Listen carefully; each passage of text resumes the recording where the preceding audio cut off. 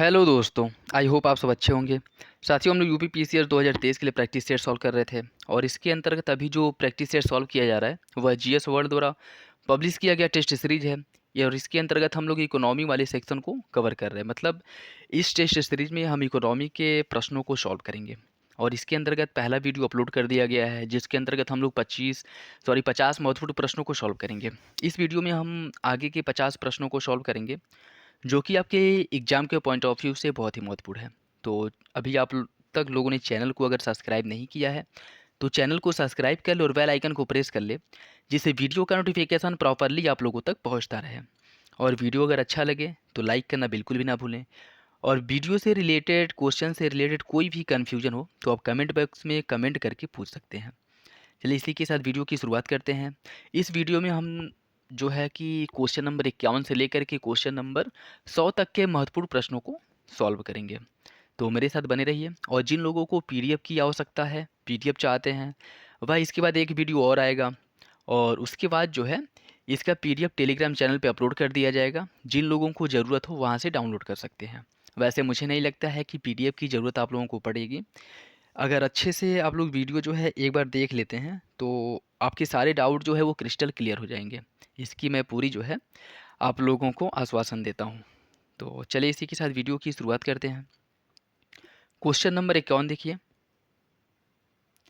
निम्नलिखित में से कौन सी संस्था ease of doing business index जारी करती है? किस संस्था द्वारा ease of doing business index जारी किया जाता है, ये आपको बताना है। इसका सही आंसर साथियों ऑप्शन ए, विश्व बैंक द्वारा ease of doing business index जारी किया जाता है और यह हर साल जारी किया जाने वाला सूचकांक है। और यह किसी भी देश में इसका संकेत करता है कि उसमें व्यापार करने में व्यापारिक गतिविधियां जो हैं या फिर से उसकी इकोनॉमी ग्रोथ जो है अभी या फिर से आने वाली वो कैसी रहेगी। ठीक है, तो ये सब जो है इस सूचकांक में इस सब का आकलन किया जाता है और ये रिपोर्ट जारी किया जाता है विश्व बैंक द्वारा। तो ऑप्शन ए जो है वह सही है। सार्वजनिक वितरण प्रणाली के उद्देश्यों में शामिल है, क्या क्या इसमें शामिल है? आवश्यक उपभोग वस्तुओं के समान वितरण द्वारा लोगों को संतुलित भोजन उपलब्ध कराना, कीमतों के उतार चढ़ाव को कम करना, कमज़ोर वर्गों के आवश्यक उपभोग वस्तुओं को उपलब्ध कराना। जो कमज़ोर वर्ग हैं, जो उसको परचेज नहीं कर सकते, खरीद नहीं सकते, उनको भी कम मूल्य पर जो मतलब उपभोग की जाने वाली वस्तुएं हैं, खाद्य पदार्थें हैं, वो उन्हें क्या है कि उपलब्ध कराना है। इसका मेन फोकस ये है। तो आपको बताना है कौन सा आंसर सही है। इसका सही आंसर साथियों ऑप्शन डी। ये तीनों विकल्प इसके अंतर्गत आ जाएंगे। और पीडीएफ्स के अंतर्गत यही देखा जाता है कि समाज के जो सबसे निम्न तबके हैं, गरीब हैं, उन लोगों को खाद्य आपूर्ति कैसे मुहैया कराया जा सकता है और वो भी जो आपके कह सकते हैं कि जो प्रोटीन युक्त खाद्य पदार्थ हैं वो सब कैसे उपलब्ध कराया जा सकता है, यही सब देखा जाता है। ठीक है, तो ऑप्शन डी जो है वो सही हो जाएगा। नेक्स्ट देखिए, ऑपरेशन फ्लड के सूत्रधार निम्नलिखित में से कौन है? ऑपरेशन फ्लड, जो कि आपको पता है कि दूध उत्पादन को बढ़ावा देने के लिए भारत में ऑपरेशन फ्लड की शुरुआत की गई थी। और इसकी शुरुआत भारत में किसके द्वारा की गई थी आपको बताना है। इसका सही answer option C, Verghese Kurien द्वारा इसकी शुरुआत की गई थी ऑपरेशन फ्लड की। और यह कार्यक्रम जो है विश्व का सबसे बड़ा समन्वित डेयरी विकास कार्यक्रम था। ठीक है। लाफर वक्र या कर्व किसे दर्शाता है? कर और रोजगार के मध्य संबंध को, मुद्रास्फीति और मंदी के मध्य संबंध को, आय और व्यय के मध्य संबंध, कर राजस्व और कर की दर के मध्य संबंध को दर्शाता है लाफर वक्र। आपको बताना है कौन सा आंसर सही है। इसका सही आंसर साथियों ऑप्शन डी, या कर राजस्व और कर की दर के मध्य संबंध को दर्शाता है लाफर वक्र। आपको सिंपल भाषा में अगर हम बताएं तो जैसे यह ये कहता है कि जैसे मान लीजिए किसी भी की भी ऊपर अगर कर के दर को हम बढ़ा दें, अभी मान लीजिए उसके ऊपर कर जो है 10% लगता है, अगर हम उसे 40% कर दें तो वो क्या होगा? वो जो व्यक्ति हैं वो कर चोरी करने की ओर ज़्यादा ध्यान देंगे कि इतना ज़्यादा कर लग रहा है। तो इससे अच्छा यही है कि क्या हम रास्ता निकालें जिससे कर देना ही ना पड़े और कर देने से हम बच जाएं। तो लफर वक्र में या लफर जो है उन्होंने यही सिद्ध किया था कि कर के जो दर है, कर की जो कर का कर जो है उसको न बढ़ा करके कर की जो दर है उसको बढ़ाया जाए। अर्थात ये है कि मतलब मान लीजिए कि इसके कर के दर को न बढ़ा करके कर के दायरे को बढ़ाया जाए। ठीक है, जैसे कर जो है वह 10% से बढ़ा करके 40% ना किया जाए। इससे क्या होगा कि कुछ लोग ही कर देंगे और उसमें भी बहुत सारे लोग क्या करेंगे, कर की चोरी करेंगे। अगर हम कर के दायरे को बढ़ाते हैं, मतलब जैसे कर की दर कितना है, 10% है, तो हम इसको ज़्यादा से ज़्यादा क्या करें, 5% और बढ़ा दें, 15% बढ़ा दें। लेकिन वर्तमान समय में कर अगर 20 लोग दे रहे हैं तो हम कोशिश ये करें कि कर जो है आने वाले समय में कम से कम 100 लोग दें। तो इससे क्या होगा, इससे ये होगा कि ज़्यादा लोग कर देंगे, ज़्यादा लोग कर देंगे और कर की दर जो है वो कम रहेगी, तो चोरी कम करेंगे और अच्छे से कर पे करेंगे, तो इससे जो कर की प्राप्ति होगी वो ज़्यादा होगी। तो लेफर ने यही सिद्ध किया था कि कर के दर को न बढ़ा करके कर के दायरे को बढ़ाया जाए, ठीक है, मतलब अधिक से अधिक लोगों को कर के दायरे में लाया जाए, और यही जो है लफर वक्र कहलाता है। तो ऑप्शन डी जो है वो सही हो जाएगा। कर राजस्व और कर की दर के मध्य संबंध को इन्होंने सिद्ध किया था। सरकार द्वारा नई औद्योगिक नीति की घोषणा कब की गई थी? इसका सही आंसर है ऑप्शन ए, 24 जुलाई 1991 में, जिसमें आपको पता है कि एलपीजी रिफॉर्म आया था, ठीक है, लिबरलाइजेशन, ग्लोबलाइजेशन और प्राइवेटाइजेशन, जिसके माध्यम से जो भारत की अर्थव्यवस्था है वैश्विक बाजार के लिए खोल दी गई थी, और इसकी शुरुआत की गई थी 24 जुलाई 1991 को। मुद्रास्फीति पर निम्नलिखित में से किसके द्वारा नियंत्रण किया जा सकता है? प्रत्यक्ष करों में वृद्धि द्वारा, सार्वजनिक ऋणों में वृद्धि करके, सार्वजनिक व्यय में वृद्धि करके, बैंक दर में वृद्धि करके। बताइए इसका सही आंसर क्या है? मुद्रास्फीति को नियंत्रित करने के उपाय क्या क्या हो सकते हैं? इसका जो सही आंसर साथियों वो हो जाएगा एक और, देखिए इसका जो सही आंसर वो हो जाएगा 1, 2 और 4, ठीक। मुद्रास्फीति को नियंत्रित करने के उपाय की बात करें तो प्रत्यक्ष करों में वृद्धि करके, जो कर का है प्रत्यक्ष करों में वृद्धि करेंगे तो ज़्यादा से ज़्यादा कर देना पड़ेगा, तो पैसे की कमी होगी, तो उपभोग जो है क्या होगा, इससे कम होगा। उसके साथ साथ सार्वजनिक ऋण में वृद्धि और बैंक दर में वृद्धि, इसके माध्यम से भी जो मुद्रास्फीति है उसको नियंत्रित किया जा सकता है। सार्वजनिक ऋण में वृद्धि करके, अगर सार्वजनिक ऋण में वृद्धि किया जाएगा तो इससे क्या होगा, इससे मतलब सार्वजनिक ऋण जो है वह सरकार की प्राप्ति जो है, सरकारी प्रतिभूतियां बेच करके सरकार जो है अधिक से अधिक ऋण की प्राप्ति करेगा। तो अर्थव्यवस्था में जो अतिरिक्त लिक्विडिटी है या कह सकते हैं कि धनराशि है वह सरकार जो है स्टॉक कर लेगी, अर्थात सोख लेगी, ठीक है। और बैंक दर में वृद्धि होगी, तो इसलिए क्या होगा, इससे बैंकों के लिए ब्याज से महंगा हो जाएगा, बैंकों के लिए ब्याज महंगा हो जाएगा, तो यह जो ऋण देंगे उसमें भी ब्याज की दर को महंगा कर देंगे, जिससे उपभोक्ताओं के लिए ऋण लेना महंगा हो जाएगा।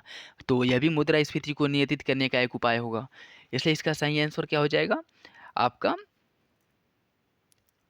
सही आंसर 1, 2 और 4 हो जाएगा। नेक्स्ट देखिए, घाटे की वित्त व्यवस्था का क्या प्रभाव पड़ेगा?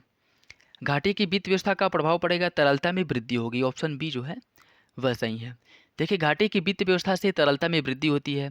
इसका मतलब यह है कि जब किसी अवधि में व्यय संप्रीति से अधिक हो, व्यय जो है वह प्राप्ति से अधिक हो, इसे घाटे की वित्त व्यवस्था या घाटे का बजट कहते हैं। मतलब जितना हम खर्च कर रहे हैं वह हमारा प्राप्ति से ज़्यादा है, तो इसे हम घाटे की वित्त व्यवस्था कहेंगे। मतलब मान लीजिए कि 10 रुपये है, प्राप्ति हमें 10 रुपये की हो रही है और खर्च हम 15 रुपये कर रहे हैं, तो उस वित्त वर्ष में हम क्या कहेंगे कि 5 रुपये की घाटा है, ठीक है।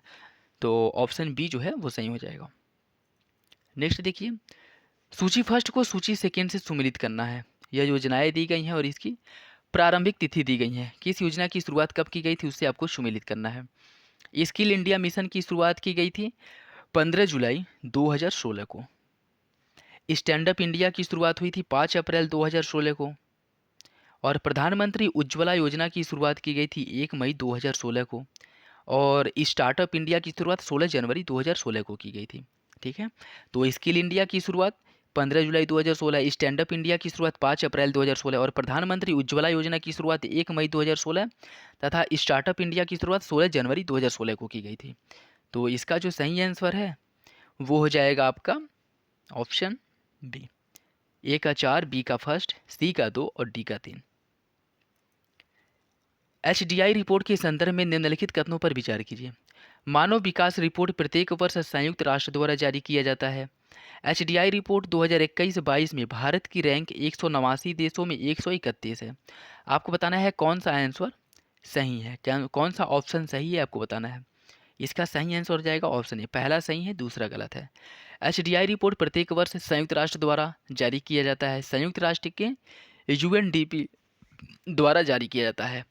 और 2021-22 में भारत की रैंकिंग जो है वह 191 देशों में 132 है। ठीक है, 21-22 में कितना है? 191 देशों में 132। और 2020 में इसकी रैंकिंग कितनी थी? 2020 में भारत की जो रैंकिंग थी वह 189 देशों में 131 थी। ठीक है, तो याद रखिएगा। वर्ल्ड हैप्पीनेस रिपोर्ट 2022 किसके अनुसार जिसके अनुसार निम्नलिखित में से कौन सा सबसे कम खुशहाल देश है? इसका सही आंसर साथियों ऑप्शन डी, अफगानिस्तान जो है सबसे कम खुशहाल देश है। ठीक है, और इसमें टोटल जो है अफगानिस्तान का जो स्कोर है 146वां है। ठीक है, और यह इस रिपोर्ट का 10वां संस्करण था, ये भी याद रखिएगा। आप लोग कमेंट बॉक्स में ये बताइए कि वर्ल्ड हैप्पीनेस इंडेक्स में भारत की रैंकिंग क्या है। इंपॉर्टेंट है, क्वेश्चन बन सकता है। ठीक है, तो अगर आप लोगों को लग रहा है कि मतलब मन कर रहा हो तो बताइएगा, नहीं तो फिर कोई बात नहीं है। ठीक है, नेक्स्ट देखिए, मानव विकास सूचकांक में निम्नलिखित में से कौन सा संकेतक शामिल है? जीवन प्रत्याशा, स्कूली शिक्षा की अपेक्षिक वर्ष तथा औसत वर्ष, सकल राष्ट्रीय आय, लैंगिक असमानता सूचकांक। बताइए इसका सही आंसर क्या है? इसका जो सही आंसर साथियों वो हो जाएगा आपका ऑप्शन डी, चारों विकल्प सही सम्मिलित हैं। किन देशों की मुद्रा प्रायः हार्ड करेंसी कहलाती है? बताइए इसका सही आंसर क्या है? इसका सही आंसर है ऑप्शन ए, विकसित देशों की। जैसे डॉलर हो गया, युआन हो गया, या फिर से एन हो गया, या फिर से आप कह सकते हैं कि पाउंड हो गया। ठीक है, तो ये जो है हार्ड करेंसी कहलाती हैं। ऑप्शन ए सही हो जाएगा।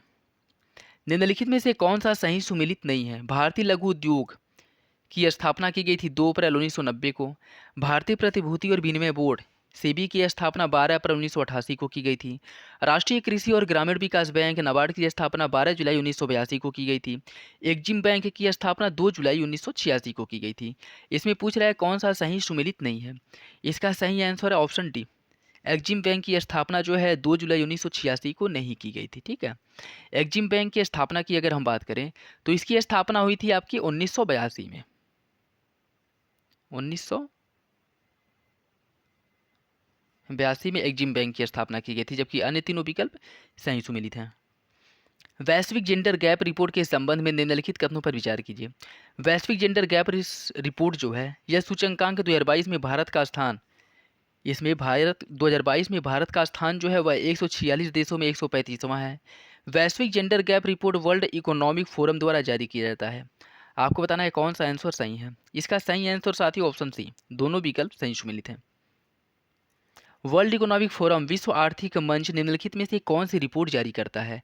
ऊर्जा संक्रमण सूचकांक रिपोर्ट, वैश्विक प्रतिस्पर्धात्मक रिपोर्ट, वैश्विक जोखिम रिपोर्ट और वैश्विक यात्रा और पर्यटन रिपोर्ट। यह चारों रिपोर्ट जो है विश्व आर्थिक मंच या वर्ल्ड इकोनॉमिक फोरम द्वारा जारी किया जाता है। आपको बताना है कौन सा आंसर सही है। इसका जो सही आंसर साथियों वो हो जाएगा ऑप्शन डी, चारों विकल्प सही सुमेलित है। ये चारों रिपोर्ट जो है वह वर्ल्ड इकोनॉमिक फोरम द्वारा ही जारी किए जाते हैं। ठीक है, तो ऑप्शन डी जो है वो सही हो जाएगा। नेक्स्ट देखिए, ease of doing business report निम्नलिखित में से किस संस्था या संगठन के द्वारा प्रकाशित किया जाता है? ये क्वेश्चन देखिए 2 बार आ गया। इसका जो सही आंसर हो जाएगा वो है आपका आंसर है विश्व बैंक द्वारा इसे जारी किया जाता है। और आपको जैसा कि पता होगा कि ease of doing business report जो है वर्तमान में बंद कर दिया गया है। ठीक है, लास्ट बार जो जारी हुआ था वह आपका 2018 में जारी हुआ था। ठीक है, 2018 करें 2019 में लास्ट इसका रिपोर्ट था जो जारी हुआ था, जिसमें भारत की जो रैंकिंग थी वह 63 थी। ठीक, और 2019 से जो है इस रिपोर्ट को बंद कर दिया गया और 2019 से अभी तक ये रिपोर्ट जारी नहीं हुआ है। ठीक, तो अगर ये पूछ ले कि लास्ट बार यह कब रिपोर्ट जारी हुआ था तो कन्फ्यूज मत होइएगा, याद रखिएगा। ठीक है, निम्नलिखित में से कौन सा सही सुमेलित नहीं है? यह रिपोर्ट के नाम दिए गए हैं और ये जारी करने वाले संगठन दिए गए हैं। वैश्विक भ्रष्टाचार रिपोर्ट जारी करने वाली संगठन ट्रांसपेरेंसी इंटरनेशनल द्वारा जारी किया जाता है। वैश्विक पर्यावरण आउटलुक रिपोर्ट यूएनईपी द्वारा जारी किया जाता है। विश्व निवेश रिपोर्ट जारी किया जाता है अंगटाड द्वारा, और विश्व आर्थिक आउटलुक रिपोर्ट जारी किया जाता है विश्व आर्थिक मंच द्वारा। आपको बताना है कौन सा विकल्प गलत है। इसका सही आंसर साथियों ऑप्शन बी, वैश्विक पर्यावरण आउटलुक रिपोर्ट जो है वह यूएनईपी द्वारा नहीं जारी किया जाता है। ठीक है, अगर हम बात करें इसकी वैश्विक पर्यावरण सॉरी साथियों, इसका जो सही आंसर है वो हो जाएगा आपका डी, विश्व आर्थिक आउटलुक रिपोर्ट। ठीक है, यह जो है विश्व आर्थिक मंच द्वारा नहीं जारी किया जाता है। विश्व आर्थिक आउटलुक रिपोर्ट जो है वह अंतर्राष्ट्रीय मुद्रा कोष अर्थात आईएमएफ द्वारा जारी किया जाता है। ठीक है, यह रिपोर्ट जारी किया जाता है आईएमएफ द्वारा, जबकि अन्य तीनों विकल्प वैश्विक भ्रष्टाचार रिपोर्ट ट्रांसपेरेंसी इंटरनेशनल द्वारा, वैश्विक पर्यावरण आउटलुक रिपोर्ट यूएनईपी द्वारा, विश्व निवेश रिपोर्ट अंकटाड द्वारा और विश्व आर्थिक आउटलुक रिपोर्ट आईएमएफ द्वारा। ठीक है, नेक्स्ट देखिए, आईएमएफ ने अक्टूबर 2022 में वित्तीय वर्ष 2022-23 के लिए भारत की आर्थिक वृद्धि दर को घटाकर कितना कर दिया है? इसका सही answer option B 6.1%। State ease of doing business ranking के 5वें संस्करण के संबंध में निम्नलिखित कथनों पर विचार कीजिए। टॉप अचीवर्स अर्थात शीर्ष उपलब्धि की सूची में हिमाचल प्रदेश, उत्तर प्रदेश, उड़ीसा और मध्य प्रदेश शामिल हैं। State ease of doing business ranking वाणिज्य और उद्योग मंत्रालय द्वारा 2022 में जारी किया गया था। आपको बताना है कौन सा कथन जो है वह सही है। इसका जो सही आंसर साथियों वो हो जाएगा आपका आंसर बी, पहला गलत है, दूसरा सही। देखिए, ईज ऑफ डूइंग बिजनेस जो है यह वाणिज्य और उद्योग मंत्रालय द्वारा 30 जून 2022 को जारी किया गया था और यह business reform action plan report 2020 पर आधारित है और यह इसका 5वां संस्करण था। टॉप अचीवर्स की बात करें तो इसमें आंध्र प्रदेश है, गुजरात है, हरियाणा है, कर्नाटक है, पंजाब है, तमिलनाडु, तेलंगाना, यह राज्य जो है इसमें शामिल है। और अगर हम उत्तर प्रदेश, हिमाचल प्रदेश, मध्य प्रदेश, उड़ीसा इनकी बात करें तो यह अचीवर्स की श्रेणी में शामिल है, न कि टॉप अचीवर्स की श्रेणी में। ठीक है, तो आपका आंसर बी जो है वो सही हो जाएगा, दूसरा सही है, पहला गलत है।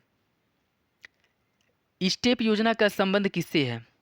स्टेप योजना का जो संबंध है वो महिलाओं के लिए प्रशिक्षण और रोजगार कार्यक्रमों से है। ऑप्शन सी सही है।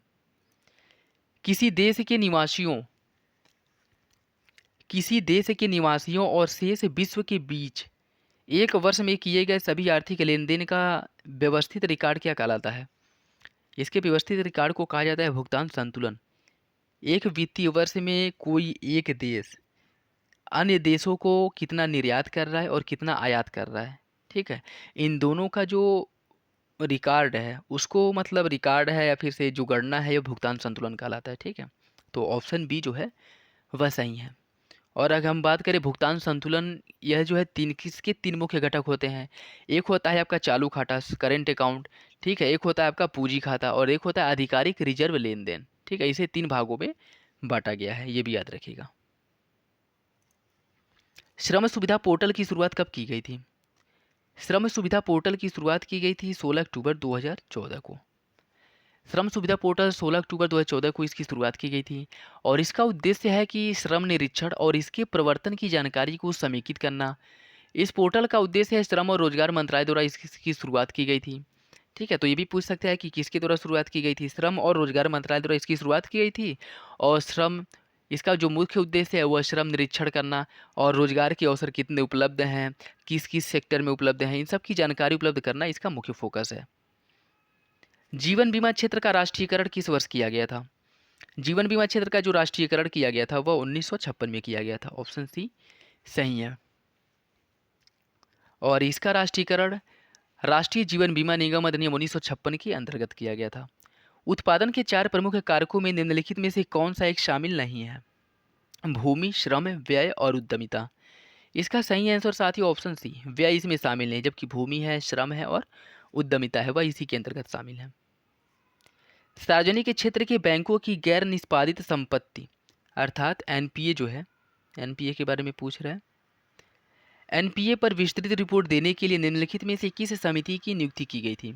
इसका सही answer option C, Panneer Selvam समिति की नियुक्ति की गई थी, जिसका मुख्य कार्य था कि यह बैंकों के गैर निष्पादनकारी परिसंपत्ति या एनपीए पर एक विस्तृत रिपोर्ट प्रकाशित करना या सरकार को देना। ठीक है, तो ऑप्शन सी जो है वो सही है।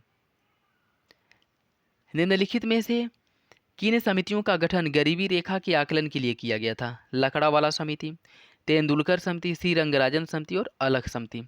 आपको बताना है कि कौन सा कथन जो है वह सही है।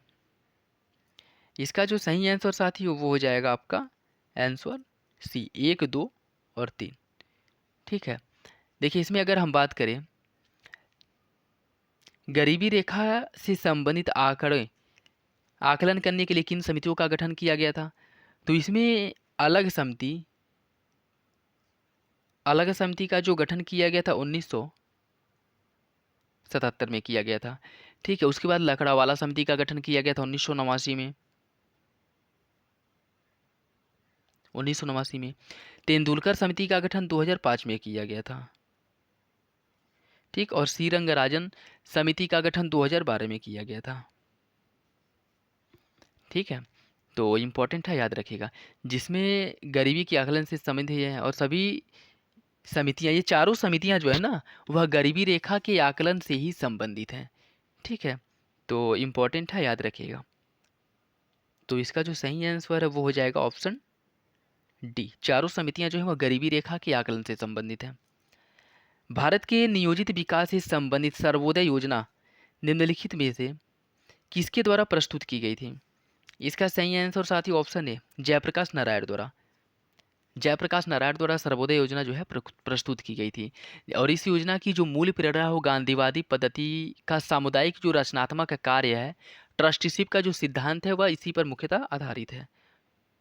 सर्वोदय मतलब क्या है कि इसका मुख्य फोकस यह है कि सभी का उदय, चाहे गरीब समाज का जो गरीब तबका है और जो उच्च वर्ग हैं, उच्च वर्ग के साथ साथ समाज की गरीब निम्न तबकों का भी उदय, समान उदय। ठीक है, और सबको मुख्य धारा में लाने के लिए सर्वोदय योजना की शुरुआत की गई थी। The planned economy of India the planned economy of India पुस्तक के लेखक कौन है? इसका सही answer option D M Visvesvaraya द्वारा इस पुस्तक की रचना की गई थी। और इसका प्रकाशन हुआ था 1934 में, मतलब आज़ादी के पहले ही इसका प्रकाशन जो है वो हो चुका था। ठीक है, बम्बई योजना किस वर्ष प्रस्तुत की गई थी? बम्बई योजना किस वर्ष प्रस्तुत की गई थी, ये आपको बताना है। इसका सही आंसर साथियों ऑप्शन डी 1944 में बम्बई योजना प्रस्तुत की गई थी। और यह प्लान जो है भारत के प्रमुख पूंजीपतियों के एक वर्ग ने तैयार किया था, जिसमें भारत की आर्थिक विकास की योजना की रूपरेखा तैयार करने वाला एक संक्षिप्त ज्ञापन था। इसमें यह था कि जो उस समय भारत के उद्योगपति थे, वो सभी लोग मिल कर के बम्बई प्लान जो है या बम्बई योजना जो है तैयार किए थे, जिसमें मुख्य फोकस ये था कि भारत की अर्थव्यवस्था को बढ़ाने के लिए, भारत में उद्योगों, नवीन तकनीकों और प्रौद्योगिकी विकसित करने के लिए, और भारत के औद्योगिकरण के लिए क्या प्रयास किए जा सकते हैं। और वो अपना मतलब धन जो है, अपनी संपत्ति जो है, वो सभी लोग मिला करके भारत में औद्योगिक गतिविधियों की शुरुआत करने के पक्षधर थे। जिसमें अगर हम बात करें तो इसमें जैसे जे.आर.डी. टाटा हो गए, जी.टी. बिरला, पुरुषोत्तम दास ठाकुर, लाला श्रीराम, कस्तूर भाई लाल भाई, ए.डी. श्रॉफ, आरदेसर दलाल, जान मथाई, ये लोग जो है इसमें इसमें शामिल थे मुख्यतः। ठीक है, तो ऑप्शन डी जो है वह सही है। अगर ये भी पूछ ले कि बम्बई योजना किससे संबंधित है, इसमें क्या प्रावधान किया गया था, तो याद रखिएगा। पंचवर्षीय योजनाएं दी गई हैं और यह इसका लक्ष्य दिया गया है। आपको इससे क्या है कि सूची को फर्स्ट को सूची सेकेंड से सुमिलित करना है। दूसरी पंचवर्षीय योजना की बात करें, दूसरी पंचवर्षीय योजना में औद्योगिकरण पर बल दिया गया था। चौथी पंचवर्षीय योजना में इसमें स्थायित्व के साथ विकास पर बल दिया गया था। और पांचवी पंचवर्षीय योजना में इसमें गरीबी उन्मूलन पर मुख्य रूप से फोकस किया गया था। और 11वीं पंचवर्षीय योजना में सतत विकास की अवधारणा की प्राप्ति का लक्ष्य निर्धारित किया गया था। ठीक है, तो इसका जो सही आंसर है आप देख लीजिएगा। दूसरी पंचवर्षीय योजना औद्योगिक विकास पर आधारित थी। चौथी पंचवर्षीय योजना जो है यह स्थायित्व के साथ विकास पर, पांचवी पंचवर्षीय योजना गरीबी उन्मूलन, और 11वीं पंचवर्षीय योजना सतत विकास की अवधारणा की प्राप्ति। तो इसका जो सही आंसर साथियों वो हो जाएगा ऑप्शन डी। ए का फर्स्ट, बी का 4, सी का 3 और डी का 3। नेक्स्ट देखिए, इसमें भी सूची फर्स्ट को सूची सेकेंड से सुमिलित करना है। यह समितियां दी गई हैं और संबंधित क्षेत्र दी गई हैं। वाघुल समिति का जो संबंध है वह भारत में मुद्रा बाजार से है। राजा चिलैया समिति का संबंध है कर सुधार से। और तारापुर समिति का जो संबंध है वह पूंजी खाते की जो परिवर्तनीयता है उससे संबंधित है। नरसिम्हन समिति का संबंध है वित्तीय क्षेत्र में सुधार से। तो इसका जो सही आंसर साथियों वो हो जाएगा आंसर सी, ऑप्शन सी जो है वो सही है। ठीक है, ए का 3, बी का 4, सी का 2 और डी का फर्स्ट। वर्ष 2021-22 में भारत में सबसे ज़्यादा प्रत्यक्ष विदेशी निवेश किस देश के द्वारा किया गया था? इसका सही आंसर साथियों ऑप्शन है सिंगापुर से। जो सबसे ज़्यादा प्रत्यक्ष विदेशी निवेश आया था भारत में, वह सिंगापुर से आया था। निजी कंपनियों और पीएसयू के लिए क्रमशः सेबी द्वारा अनिवार्य न्यूनतम सार्वजनिक शेयरधारिता कितनी है? इसका सही आंसर है ऑप्शन डी। ठीक है, निजी कंपनी और पीएसयू के लिए, निजी कंपनियों के लिए 25% और पीएसयू के लिए 10% है। ऑप्शन डी जो है वह सही है। भारत में बैंकिंग क्षेत्र के संबंध में निम्नलिखित कथनों में से कौन सा कथन सही नहीं है? वर्तमान में भारत में 12 राष्ट्रीयकृत बैंक हैं। विदेशी बैंक और क्षेत्रीय ग्रामीण बैंक अनुसूचित वाणिज्यिक बैंकों की श्रेणी में नहीं आते हैं। बैंकों को अपनी बचत जमा ब्याज दरों को विनियमित करने की स्वतंत्रता होती है। नरसिम्हन समिति बैंकिंग क्षेत्र के सुधार से संबंधित है। आपको बताना है कौन सा कथन गलत है। इसका सही आंसर साथियों ऑप्शन बी, दूसरा गलत है। अगर हम बात करें विदेशी बैंक और क्षेत्रीय ग्रामीण बैंक, या अनुसूचित वाणिज्यिक बैंकों की सूची में आते हैं। ठीक है, और इसमें क्या कह रहा है कि ये अनुसूचित वाणिज्यिक बैंकों की सूची में या श्रेणी में नहीं आते हैं, या गलत है। ठीक है, ये जो विदेशी बैंक हो या क्षेत्रीय ग्रामीण बैंक हो, ये सभी बैंक जो है अनुसूचित वाणिज्यिक बैंकों की सूची में आते हैं। अन्य सभी विकल्प सही सम्मिलित हैं। वित्तीय वर्ष 2021-22 में भारत का सबसे बड़ा व्यापार साझेदार कौन सा देश है? इसका सही आंसर साथियों ऑप्शन सी, संयुक्त राज्य अमेरिका। इसके पहले चाइना था, लेकिन उस समय जो है अमेरिका भारत का सबसे बड़ा व्यापारिक साझेदार बन गया था। ग्रामीण सड़क संपर्क में सुधार के लिए प्रधानमंत्री ग्राम सड़क योजना की शुरुआत कब की गई थी? इनकी शुरुआत की गई थी 2000 ईस्वी में।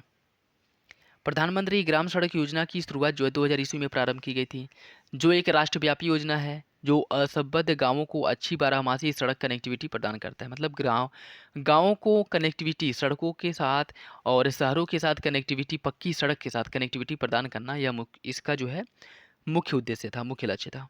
तो और इसकी शुरुआत जो है 2000 ईस्वी में की गई थी। कृषि और संबंधित क्षेत्रों में अनुसंधान कार्य योजना बनाने और समन्वय करने के लिए शीर्ष निकाय निम्नलिखित में से कौन है?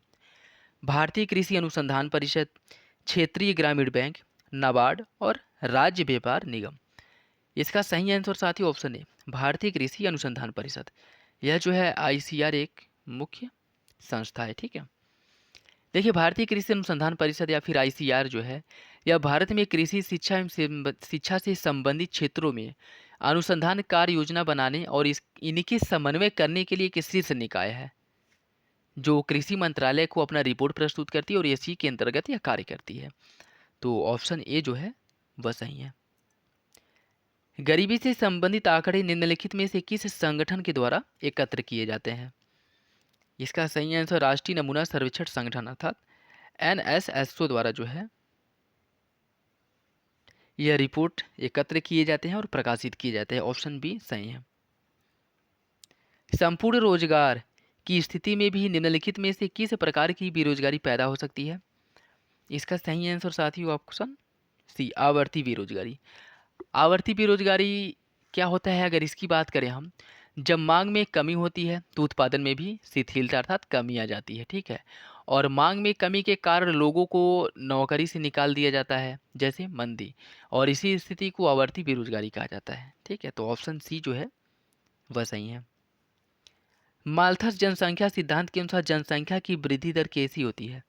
जनसंख्या की जो वृद्धि है वह गुणोत्तर होती है, अर्थात जैसे 2 से 4 हो जाएगा, 4 से 8 हो जाएगा, ठीक है, 8 से 16 हो जाएगा।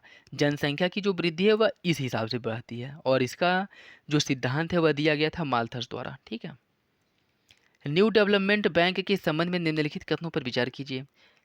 एनडीबी का उद्देश्य क्या है? कि ब्रिक व अन्य विकासशील देशों और उभरते बाजारों में सतत विकास परियोजनाओं और बुनियादी ढांचे परियोजनाओं को वित्त पोषित करना।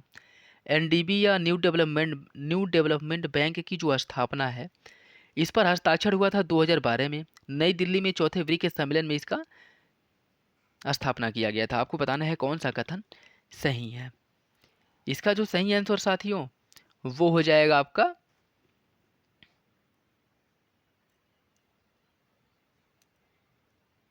आंसर ए, पहला सही है, दूसरा गलत है। ठीक है, एनडीबी की स्थापना पर विचार किया गया था 2012 में।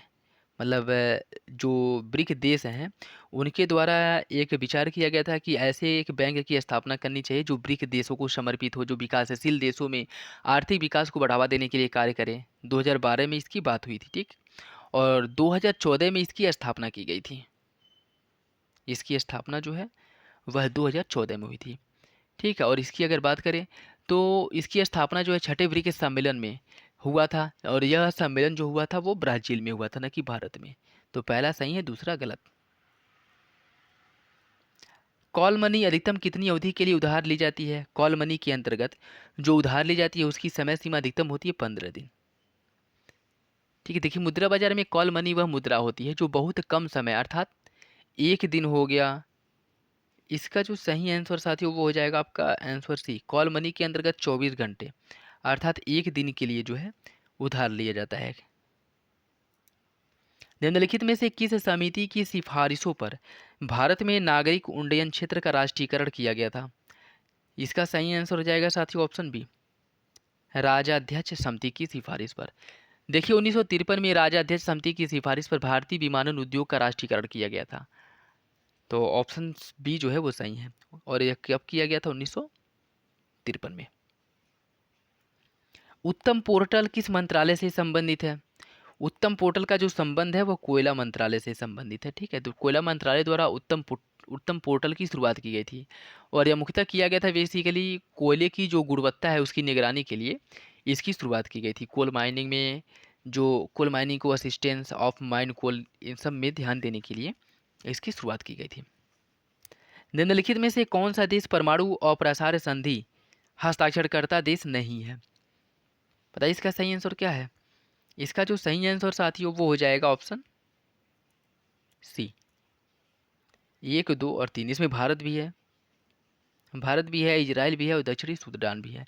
इन देशों द्वारा जो है इस पे हस्ताक्षर नहीं किया गया है, और इसमें एक पाकिस्तान भी शामिल है। ठीक है, ये 4 देश ऐसे हैं जिन्होंने परमाणु अप्रसार संधि पर हस्ताक्षर नहीं किया है।